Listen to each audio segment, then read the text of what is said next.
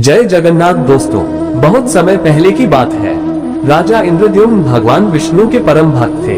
एक दिन उन्हें स्वप्न आया कि भगवान विष्णु नीम के एक दिव्य वृक्ष के रूप में अवतरित हुए हैं, जिससे उनकी मूर्ति बनाई जानी चाहिए।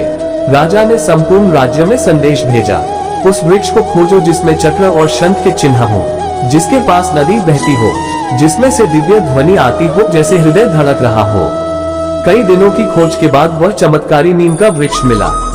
उसी से भगवान जगन्नाथ, बलभद्र और देवी सुभद्रा की मूर्तियां बनाने की योजना बनी। तभी वहां एक वृद्ध बढ़ई आया। उसने कहा, मैं मूर्तियां बनाऊंगा, लेकिन एक शर्त है, जब तक मैं कार्य करूं कोई भीतर झांकेगा नहीं। राजा सहमत हो गया। मूर्तियां बन रही थी, दिन बीतते गए, लेकिन भीतर से कोई आवाज नहीं आ रही थी। राजा बेचैन हुआ, क्या वृद्ध जीवित भी है? वह शर्त तोड़ बैठा। दरवाजा खोल दिया, वृद्ध वहां नहीं था, पर 3 अधूरी मूर्तियां थी बिना हाथों पैरों के।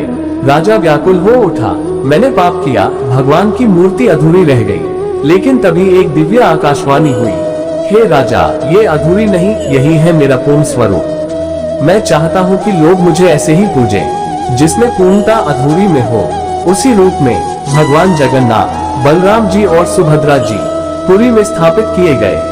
यह मंदिर आज भी दुनिया के सबसे रहस्यमय और चमत्कारी मंदिरों में से एक है। यहाँ झंडा हवा के विपरीत लहराता है, सुदर्शन चक्र हर दिशा से एक जैसा दिखता है, और रथ यात्रा में भगवान स्वयं भक्तों को दर्शन देने निकलते हैं। जगन्नाथ जी सिखाते हैं, प्रेम में रूप, भाषा, जाति और शरीर का कोई बंधन नहीं।